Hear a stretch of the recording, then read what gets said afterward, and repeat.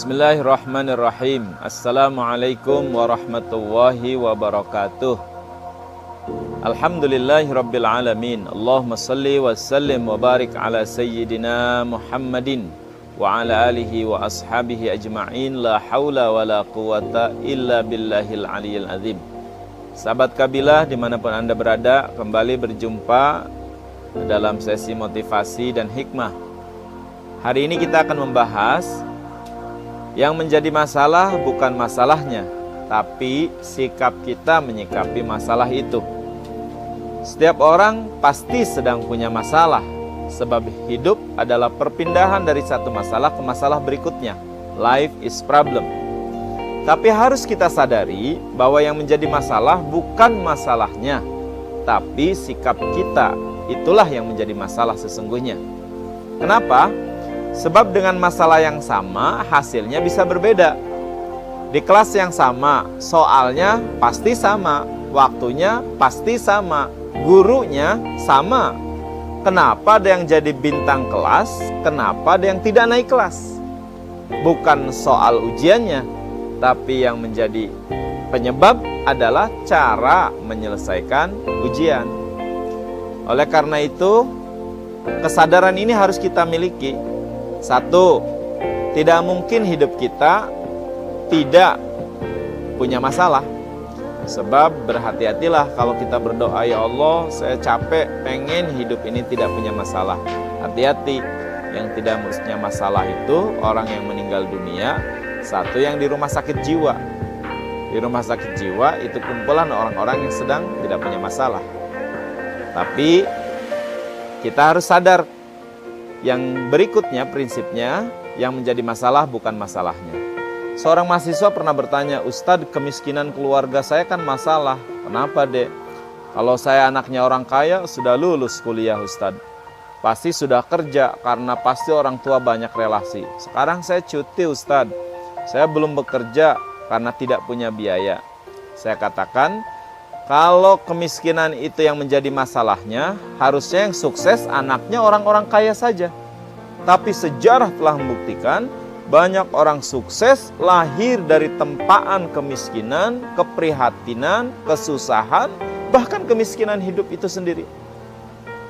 Coba kita lihat, tidak ada tokoh-tokoh dunia yang sukses kecuali dihimpit, dihantam oleh ribuan masalah.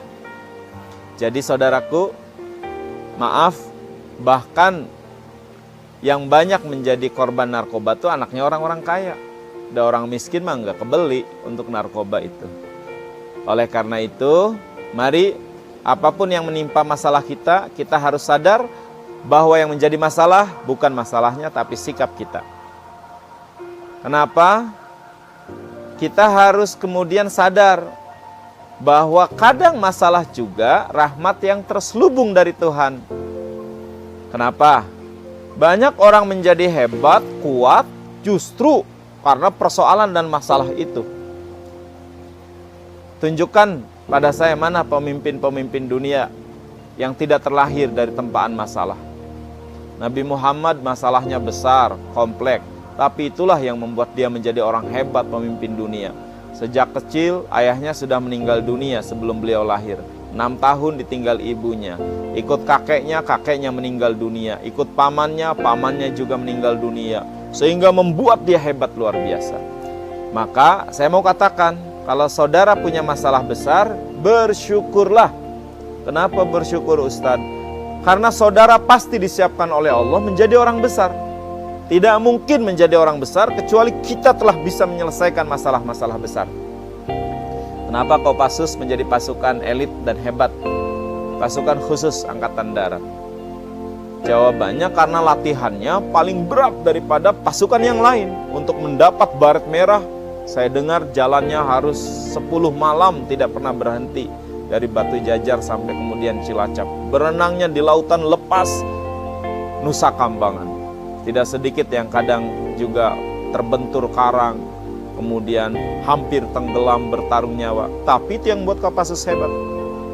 Tidak ada Kopassus latihannya di hotel, kemudian ringan, kok ame-ame, tidak. Itu yang buat Kopassus hebat. Jadi Bersyukurlah kalau sekarang kita sedang punya masalah, berarti kita sedang disiapkan Allah menjadi orang yang hebat. Kenapa Kopassus menjadi pasukan hebat? Pasukan yang khas Angkatan Darat. Jawabannya karena latihannya paling berat di antara pasukan-pasukan yang lain. Jadi tidak ada Kopassus latihannya ringan. Saya dengar jalannya saja 10 hari 10 malam, Batu Jajar sampai Cilacap. Itu jalan kaki, berenangnya di lautan lepas Nusa Kambangan. Tidak sedikit yang terbentur karang, hampir tenggelam, bertaruh nyawa. Kemudian barulah mendapatkan baret merah sebagai pasukan khusus Angkatan Darat. Jadi saudaraku, ayolah sadar dan mulai kita bersyukur. Jangan pernah mengeluh. Sebab Allah pasti maha tahu kemampuan kita. Wong guru saja memberikan soal sesuai dengan kelasnya. Kalau anak SMP pasti dikasih soalnya SMP. Kalau anak SMA pasti oleh guru dikasih soalnya SMA. Tidak mungkin anak SD kemudian diberikan soal SMA. Tidak adil namanya sang guru. Pun sebaliknya tidak mungkin sudah SMA dikasih soal TK. Ini juga melecehkan sang guru. Allah tuh guru kehidupan yang maha adil. Kalau kita diberi soal SMA, ujian SMA, jangan minta dimudahkan soalnya, tapi minta dikuatkan dan minta dicerdaskan, minta dimampukan kita menyelesaikan soal SMA. Jangan pernah menjadi orang yang minta turun derajat. Ya Allah, amat berat nih soal hidup. Ada nggak yang lebih ringan ya Allah? Jangan. Doanya ya Allah, kuatkan ya Allah, bantu dan tolong agar bisa menyelesaikan masalah hidup ini ya Allah. Itu harusnya.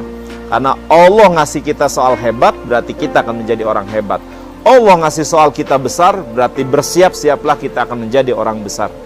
Demikian sahabatku kabilah, mudah-mudahan Allah memberikan kesadaran, kemampuan kepada kita, dan kemudian kita menjadi orang-orang yang optimis, yang berbaik sangka, yang bersyukur terhadap ujian yang Allah berikan pada kita.